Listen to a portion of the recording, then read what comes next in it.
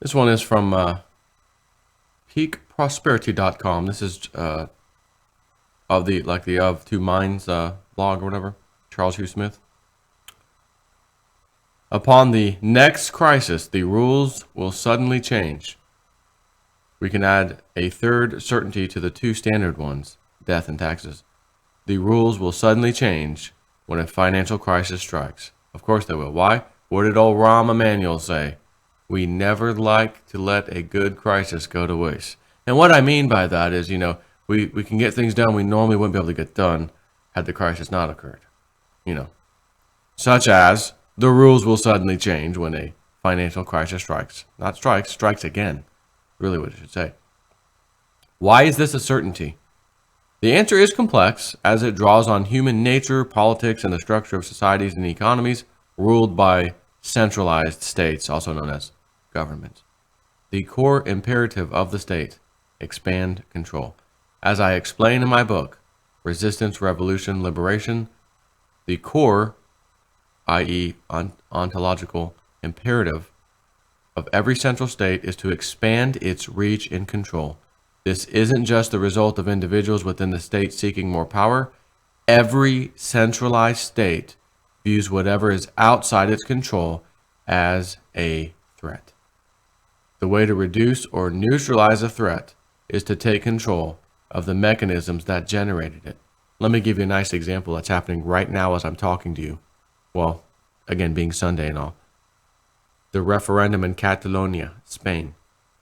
Talk about the heavy fist and boot of the government. You should just, Zero Hedge has an article pinned right now that shows Twitter videos and whatever videos and images of the heavy hand coming down from the police on the citizens who are just sitting, standing, peaceful as you've ever seen. The government can't control the people from doing a referendum. They want to secede from Spain. The government, not having this control, must grab the control rapidly, as I just explained. And they're doing so right now very violently. Anyways, once the state has gained control of these mechanisms, it is loath to relinquish them. To relinquish control is to invite chaos. There is, of course, an intensely self-serving dynamic to extending state control. Those being paid to enforce this state control have an immense vested interest in the state retaining or even extending this control, as their livelihoods now depend on the state doing so.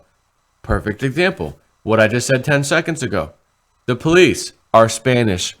From the central government of Spain sent the police force from the rest of Spain to Catalonia. That police force has a vested interest. That's who pays them. And we don't want this country breaking apart. What'll happen to my job? And oh my God. Isn't that amazing? I have a live example for you as I'm reading this. Isn't that incredible? The higher-ups in the state also have a vested interest in retaining these new controls, as more control means more wealth and power accrue to those at the top of the centralized power pyramid. This extension of state control means private enterprise must now lobby the state for favors, and it gives the higher-ups more prerequisites and favors to dispense, for a price, of course. Perquisites? This vested interest arises throughout the power pyramid, from the bottom functionary with newfound power over common citizens to the managers of the departmental bureaucracy tasked with enforcing the new control to the apex of state authority. This hierarchy of state power creates another threat to the central state, the corralling of state power by fiefdoms within the state itself. In other words, fiefdoms can become semi-autonomous agencies that are only nominally under the control of central authority.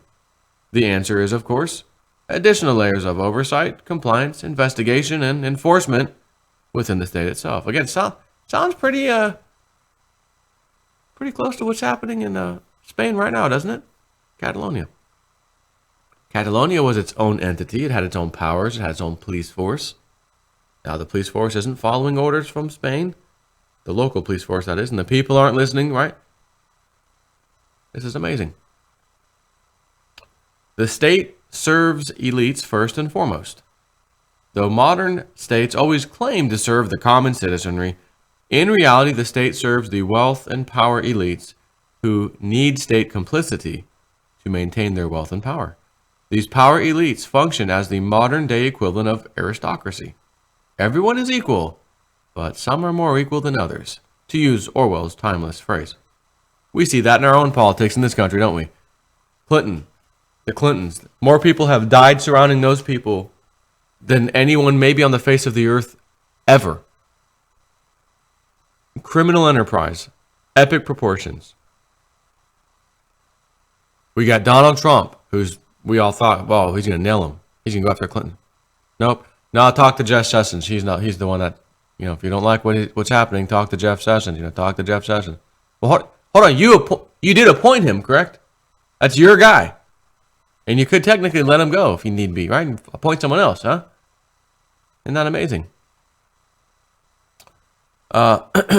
Anyways, this reality leads to a non-formalized two-tier system. One for commoners and one for the power elite and new aristocracy. A formalized two-tier system would incite political disorder, so the system is nominally, quote, everyone is equal under the law, end quote. But in practice, there are two tiers, as you very well know. Tax collection is a good example. The corporate/financier power elite have access to complex tax avoidance schemes that are unavailable to the commoners, who have few tax reduction tools. The judicial system is another. Power elites can play the system via high-cost attorneys, while commoners are left to plea bargain a reduced sentence, even when they're innocent.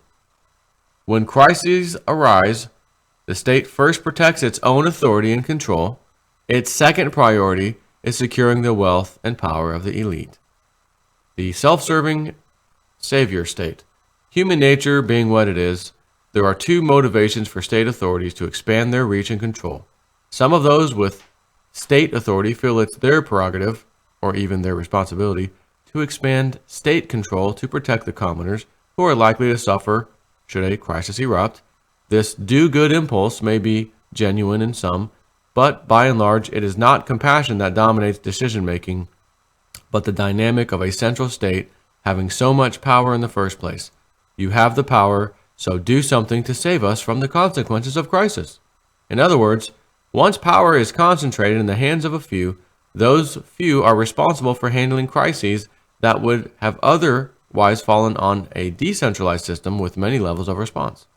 Then there is the Machiavellian impulse to use crisis as the cover for a power grab. Remember what I said about Rahm Emanuel?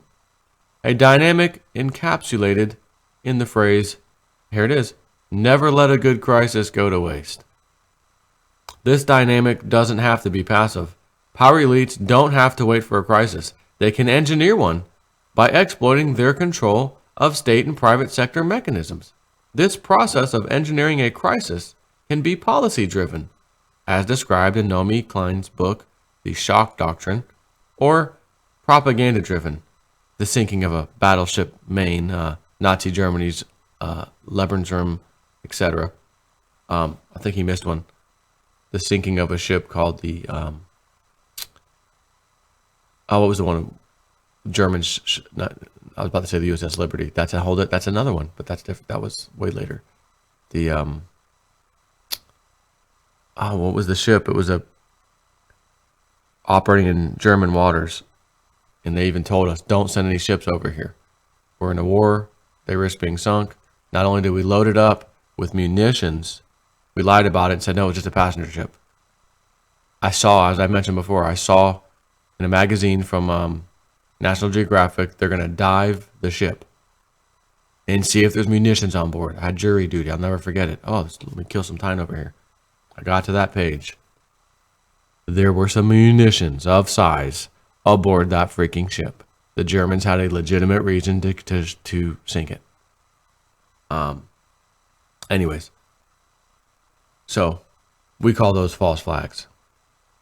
Though many call an expansive state the nanny state, I prefer the term the savior state, as the state claims its expanding powers under the guise of saving us from a variety of threats. including those that arise from the socio-economic system that the state oversees. In other words, the savior state's guiding ideology is to save us from ourselves. If we might harm ourselves with addictive drugs, the state solution is to imprison everyone caught with addictive drugs, except, of course, those addictive drugs that enrich the power elites: nicotine, alcohol, synthetic opioids, pharmaceuticals, etc. If the state deems it risky for children under the age of 10 to play outside unattended, the state solution is to treat the parents and guardians as criminals. Each expansion of control creates new layers of vested interests, more functionaries who gain not from solving problems, but ensuring they fester into the future as a form of guaranteed employment and more opportunities to dispense favors in the informal two-tier system of powerless commoners and influential elites. The crisis toolbox: political expediency. History teaches us that authorities view crises as first and foremost a threat to state authority, secondarily as a threat to the elites with their wealth and power, and then lastly as a threat to the socio-economic system they rule. Given these crisis management priorities, their first response is to extend their authority by whatever means are necessary. Once these new powers are in hand, the state employs them to limit the threat posed to the power elites and the structure that supports state and elite wealth and power. In a centralized power structure, this crisis management manifests as change the rules without warning to increase the reach and power of the state. The justification is something along the lines of these emergency powers are needed to protect the nation, such and such. Powers that all too often become permanent. Anyone know something called the Patriot Act? How much you want to bet Donald Trump will continue authorizing the Patriot Act, just like his predecessor and just like his predecessor's predecessor? It ain't going away. And they've added a few new ones, the National Defense Authorization Act, 2013, 2014, 2015. When did that start coming up? Every year we get some new goodies, and they're not good. The justification is something along the lines of these emergency powers are needed to protect the nation. Powers that are all too often, or that all too often become permanent, as powers once taken are rarely, if ever, relinquished for all the reasons outlined above. While the rule changes are presented as both necessary and well-planned, in actuality, the process is one of political expediency, a hurried rush to do whatever limits the risk to the power elites' wealth and power before opposition can be organized, and to cloak the power grab in the usual savior state garb. We are acting to save the system that benefits you. 9/11. How did you guys get that Patriot? That thing was a large act, to write up. How did you guys get that written so fast? Well, it was on 60 Minutes, wasn't it? Well, stuff like that is actually pre-written. We've got that stuff already written up. Really? Yeah, but it's a big change. So we, God forbid, a big event happens where something like this needs to pass. That's when it comes out. But we do have it on the side. You have legislation like that written on the side, the Patriot Act, right? And then the lady asked him, cybersecurity and stuff, shutting down the internet, whatever. Is it safe to say there's some legislation like the Patriot Act-ish for like online stuff?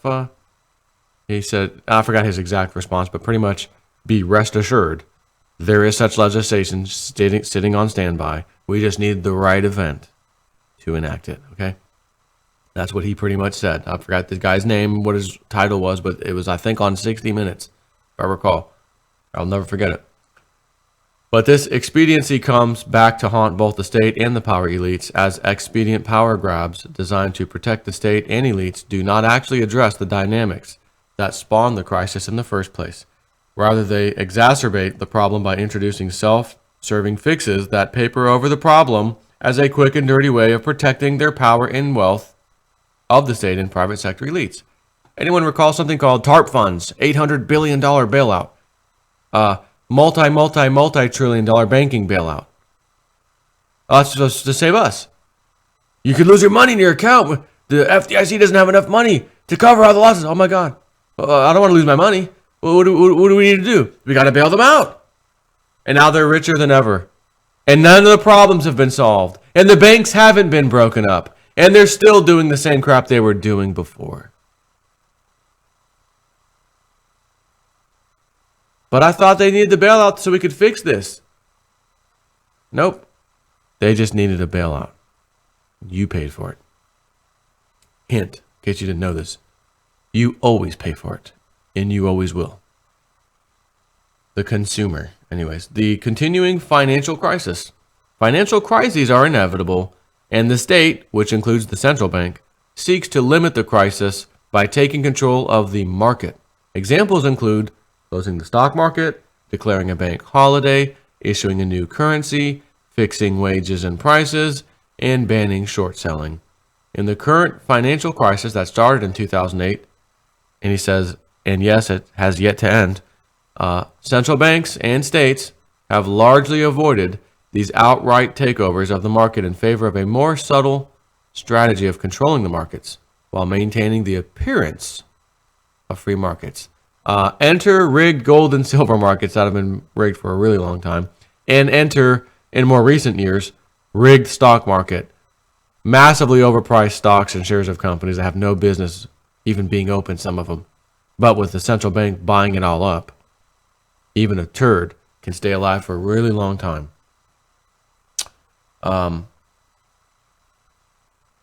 Let's see. More and more aggregate balance sheet of large central banks. So let's look at this chart.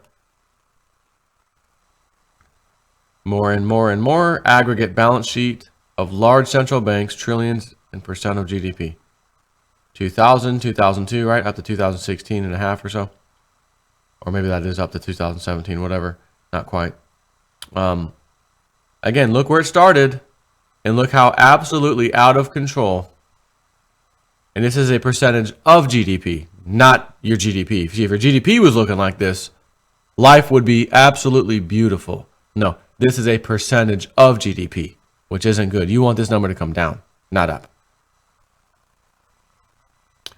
In part 2, how to defend against an unfair reset of the system, we'll examine the ways the U.S. state and central bank have already extended control over the market, for example, via the mass purchase of assets by central banks, as I just discussed, see accompanying chart, and what additional controls they will likely impose as the simmering crisis erupts anew in the years ahead.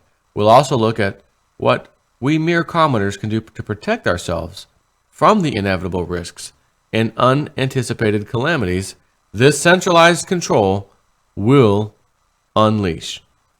So part 2, how to defend against an unfair reset, which I may do a second video on this. What is this? Part 2. You have to enroll or sign in to peakprosperity.com to read the rest of this. I was thinking, man, this would be a good second video. I'll stop this one and continue. But I can't. So, I mean, they just nailed this. They just nailed this. Your whole world is a lie. This whole democracy, the rule of law, Spain over there yelling, the rule of law must be upheld. You can't break the rule of law. You guys are. You're protecting the state and the financial elites. There is a two-tiered system. How about that? And if there's a two-tiered system, that means you're not following the rule of law. And if you're not following the rule of law, you're telling us to come to you to deal with it. To give a just and fair, ruling, so to speak, and change things. But it's against what you guys do. So what are our choices? Again, what does history show is the only choice? Revolution is what happens every time. Look at what's happening in Catalonia right now. I'm very curious to see how that ends over there, by the way. It may end with a whimper. We've all become so sissified. We don't want to fight, right? We remained peaceful. They did. They sat there. The police, jackbooted them. Remains to be seen what happens. I'm going to wish them luck, but again, once government grabs power and gets more power, and now what's Spain going to do? Spain will probably pass some laws, so it's absolutely written, like I mean written, about if you ever try to do that again. Anybody. This is the consequence. Right? More of a power grab. Let's see what happens. Let's just watch this and see what happens. Take care.